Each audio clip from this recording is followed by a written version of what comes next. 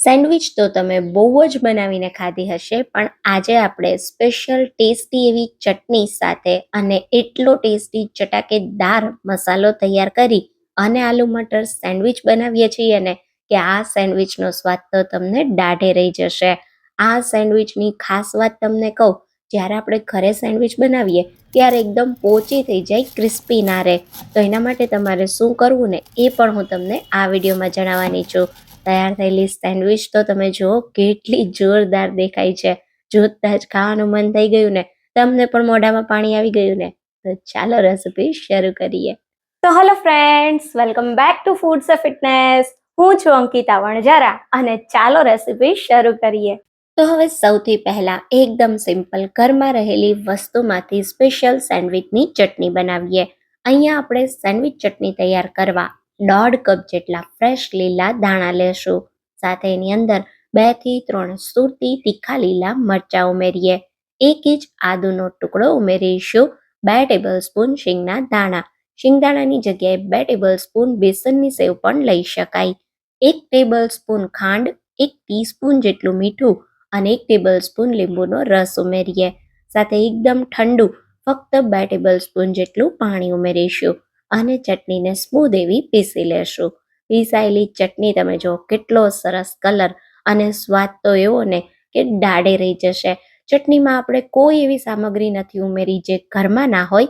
ઘરમાં રહેલી સામગ્રીમાંથી સેન્ડવિચ ચટણી તૈયાર થઈ ગઈ.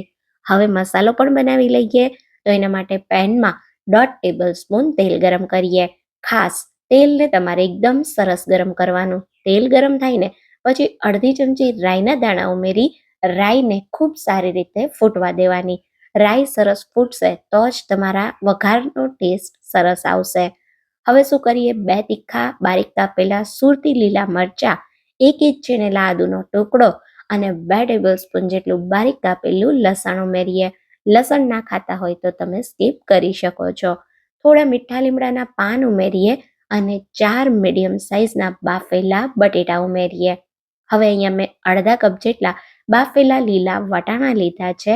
એને ઉમેરીને મસાલામાં 1 ટીસ્પૂન હળદર પાવડર, 1 ટીસ્પૂન ગરમ મસાલા પાવડર, અડધી ચમચી જેટલું અથવા સ્વાદ પ્રમાણે મીઠું, ચટપટા ટેસ્ટ માટે 1 ટીસ્પૂન ચાટ મસાલો, 1 ટેબલસ્પૂન જેટલી આપણે ખાંડ ઉમેરીશું અને 1 થી 1.5 ટેબલસ્પૂન જેટલા લીલા લસણના લીલા પાન ઉમેરી દઈશું. હોય તો ઉમેરવાના, નહીં તો સ્કીપ કરી શકાય. હવે મસાલાને હળવા હાથે સારી રીતે મિક્સ કરીએ. તો એકવાર આપણો મસાલો સરસ મિક્સ થાય પછી ગેસ બંધ કરી 1 ટેબલસ્પૂન લીંબુનો રસ ઉમેરવાનો. લીંબુના રસને સારી રીતે મિક્સ કરી 1 થી 1.5 ટેબલસ્પૂન લીલા ધાણા સ્પ્રિંકલ કરીએ. સેન્ડવિચનો ટેસ્ટી ચટાકેદાર મસાલો તૈયાર છે. એને કમ્પ્લીટ ઠંડો થવા દો. મસાલો ઠંડો થાય પછી જ તમારે સેન્ડવિચને સ્ટફ કરવાની, જેથી તમારી સેન્ડવિચ બિલકુલ પોચી ના પડે. હવે શું કરીશું, આપણે 2 બ્રેડ સ્લાઇસ લેશું અને એના ઉપર આ રીતે સરસ મજાનું બટર લગાવી દઈશું. તમે ઘી કે બટર ગમે તે લગાવી શકો છો. તો આ રીતે બ્રેડ સ્લાઇસીસ પર બટર લગાવાઈ જાય એટલે બંને સ્લાઇસ પર આપણે ગ્રીન ચટણી જે તૈયાર કરી એના રીતે સરસ એક લેયર થાય એવી લગાવી દેવાની.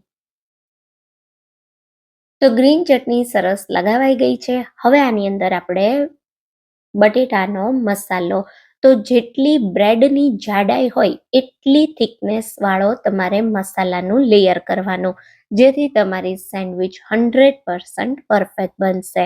તો આ રીતે મસાલાનું લેયર કરી ઉપર બીજી બ્રેડ રાખી દેશું અને આ સેન્ડવિચને ટોસ્ટ કરવા લઈ લેશું. તો હું અત્યારે સેન્ડવિચને ટોસ્ટ કરવા આ રીતનું ગેસ ટોસ્ટર વાપરું છું, જેને બટરથી સારી રીતે ગ્રીસ કરી સેન્ડવિચને રાખી દેશું. ઉપરની બાજુએ પણ આપણે સરસ સેન્ડવિચમાં બટર લગાવી દઈશું અને ટોસ્ટરને પેક કરી ધીમા ગેસ પર બંને બાજુથી સરસ સેન્ડવિચમાં ડિઝાઇન આવે અને એકદમ ક્રિસ્પી થાય ત્યાં સુધી શેકી લેશું. તો આ રીતે તમે જો આવું ગેસ ટોસ્ટર ના હોય તો તમે ઇલેક્ટ્રિક ગ્રીલર, ટોસ્ટર કે પછી તમે તવા પર પણ આ સેન્ડવિચને ટોસ્ટ કરી શકો છો. તો 3 થી 4 મિનિટમાં બંને બાજુથી એકદમ ક્રિસ્પી અને પરફેક્ટ સેન્ડવિચ તૈયાર થઈ ગઈ છે. આવી સરસ ડિઝાઇન આવે એટલે આપણે સેન્ડવિચને આ રીતે ટોસ્ટરમાંથી કાઢી ચોપિંગ બોર્ડ પર લઈ લેશું ગરમ ગરમ સેન્ડવિચ પર હલકું એવું બટર લગાવી દેશું અને પછી આ રીતે આપણે એને કટ કરી લેશું. તો જોતા જ ખાવાનું મન થઈ જાય એવી ટેસ્ટી આપણી સેન્ડવિચ તૈયાર છે. ફ્રેશ ફ્લેવર માટે ઉપરથી થોડા લીલા દાણા સ્પ્રિંકલ કરી આપણે જે ગ્રીન ચટણી તૈયાર કરી એની સાથે અને સાથે થોડો ટોમેટો કેચઅપ સર્વ કરો. એટલી ખાવાની મજા આવશે ને કે તમે મને યાદ કરશો અને હંમેશા આલુ મટર સેન્ડવિચને તો આ જ રીતે બનાવશો. તો એકવાર આ રેસીપીને ટ્રાય કરજો. જો તમને આ રેસીપી ગમી હોય તો વિડીયોને વધારેમાં વધારે લાઈક અને શેર કરજો અને બીજા આવા નવા વિડીયો જોવા માટે મારા ચેનલને સબસ્ક્રાઈબ કરજો, જે બિલકુલ ફ્રી છે. તો ફરી મળીશું એક આવી નવી જ રેસીપી સાથે. ત્યાં સુધી થેન્ક યુ ફોર વોચિંગ.